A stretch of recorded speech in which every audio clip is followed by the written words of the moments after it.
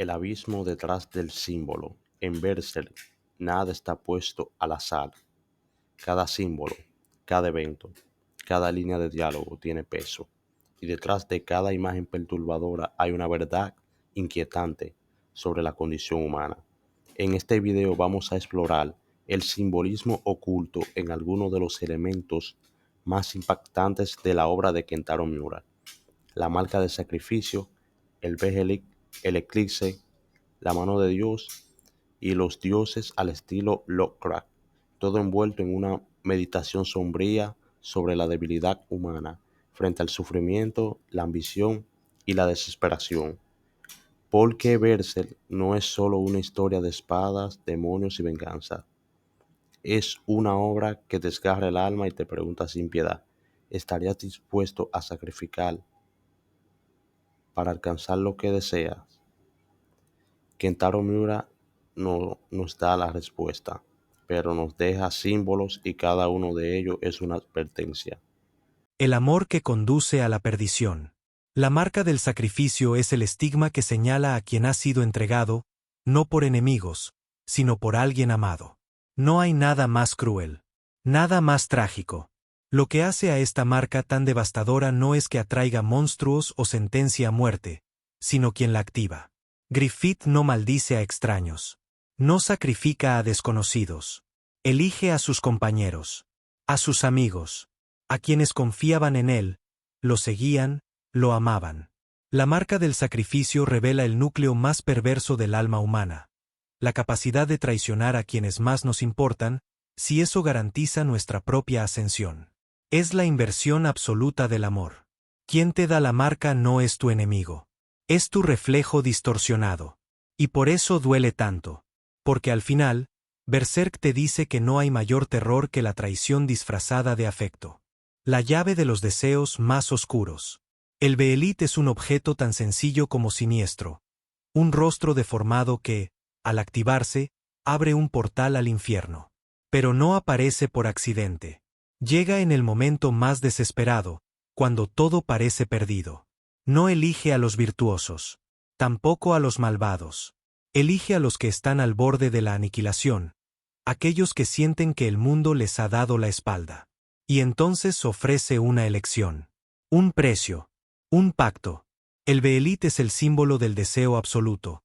Te ofrece todo lo que sueñas, pero solo si estás dispuesto a pagar con lo que más amas. No lo que odias. No lo que ya perdiste. Sino aquello que te hace humano. Es la representación perfecta del impulso que nos arrastra hacia la oscuridad cuando creemos que el dolor justifica cualquier cosa. Y al activarse, el Behelit no concede. Te transforma. Ya no eres tú. Ahora eres lo que fuiste capaz de hacer. En su núcleo, el Behelit nos recuerda que no hay deseo sin consecuencia, y que a veces, el verdadero infierno no es el castigo. Es el precio que aceptaste pagar. Muerte, renacimiento y la noche del alma. El eclipse es uno de los momentos más brutales de toda la historia del manga. Pero más allá de su violencia explícita, su carga simbólica es aún más poderosa. En muchas culturas antiguas, los eclipses eran señales de mal augurio. Eran la interrupción del orden cósmico. El sol desaparecía. El mundo temblaba. Era el fin. En Berserk, el eclipse no es solo un evento sobrenatural. Es una metamorfosis espiritual. Es la muerte de lo que fuiste. El sacrificio del pasado para renacer como monstruo. Para Griffith, es la culminación de su ambición. Para Guts y Casca, es la destrucción total de todo lo que habían construido. Pero lo más perturbador es que el eclipse es un evento predeterminado. Sin embargo, no es una maldición impuesta. Es una puerta que alguien elige abrir. Este momento resume lo peor de la condición humana. El acto de destruir todo a tu alrededor por alcanzar algo superior. Y al mismo tiempo, el renacer desde el trauma. Guts no muere en el eclipse. Casca tampoco. Pero ambos renacen mutilados, emocional y físicamente, arrastrando las cicatrices de ese infierno. En ese sentido, el eclipse no es el fin del mundo. Es el fin de uno mismo. El terror cósmico y la humanidad como esclava. En la mitología de Berserk, los dioses no son figuras benevolentes ni justas. No escuchan nuestras plegarias ni se preocupan por el destino de la humanidad. Son entidades que trascienden el bien y el mal, figuras que encarnan el terror cósmico, esa sensación abrumadora de que somos diminutos, insignificantes y completamente impotentes ante las fuerzas que rigen el universo. Esta idea conecta directamente con el legado de H.P. Lovecraft, cuya obra se basa en una premisa aterradora. El universo no es cruel, pero tampoco es justo. Simplemente es indiferente. En Berserk, los Mano de Dios representan esta indiferencia perversa. No son dioses que castigan ni que salvan.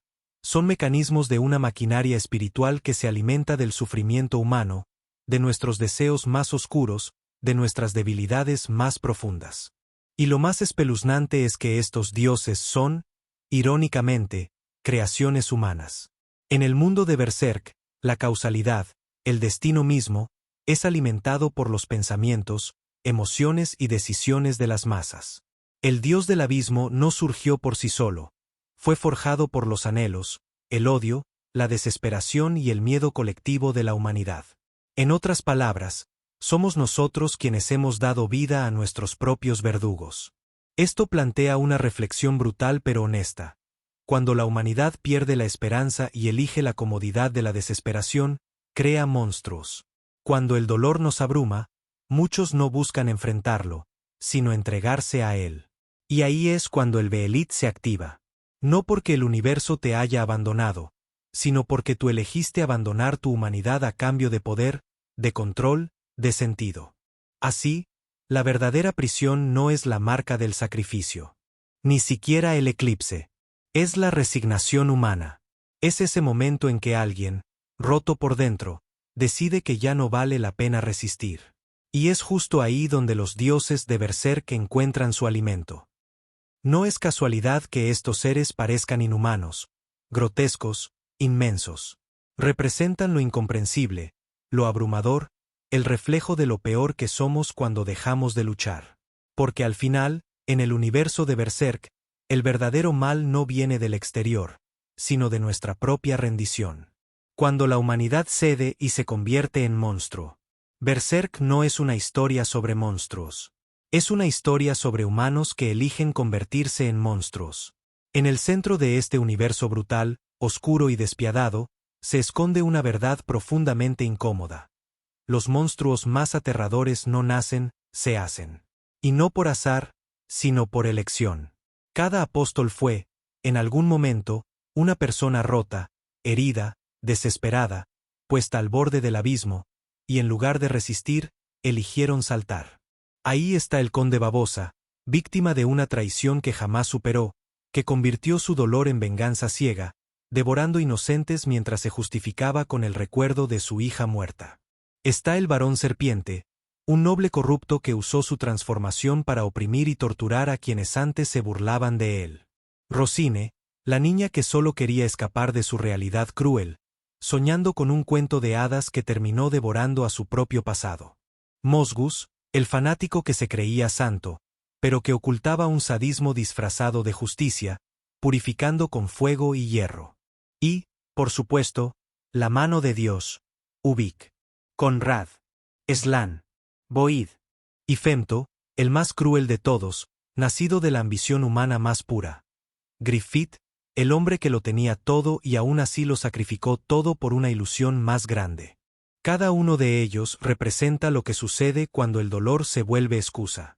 Cuando el sufrimiento se transforma en permiso para destruir. Cuando la víctima se convierte en verdugo. Y sin embargo, frente a todo esto, frente al destino, frente a la causalidad, hay quienes se niegan a ceder. Guts es la encarnación de la resistencia. No importa cuántas veces lo destrocen, cuántas cicatrices lleve en la piel o en el alma, sigue luchando. No porque crea que ganará, sino porque no quiere convertirse en aquello que odia. A su lado, en las sombras, otro guerrero maldito también desafía el ciclo. Skull Knight, el espectro que una vez también fue hombre, pero que eligió pelear hasta el final, aunque eso signifique caminar por la eternidad solo, armado de odio, justicia y memoria. Ambos son el grito rebelde en un mundo que nos dice que el dolor justifica todo. Guts y Skull Knight nos recuerdan que sufrir no te da derecho a destruir, que perderlo todo no te obliga a perderte a ti mismo. La verdadera fuerza no está en transformarse en bestia. Está en seguir siendo humano, incluso cuando todo alrededor te empuja a dejar de serlo. Porque en Berserk, los verdaderos monstruos no son los que cambian de forma. Son los que renuncian a su alma.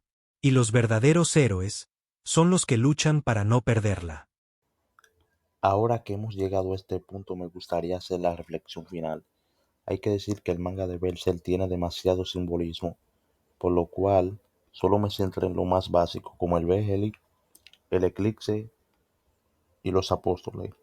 Sin embargo, tengo otros videos planeados hablando sobre la causalidad, el destino, los simbolismos detrás de la ambición de Griffin, la religión, etcétera. Cualquier duda me la pueden dejar en los comentarios y me pueden decir qué otro video les interesa.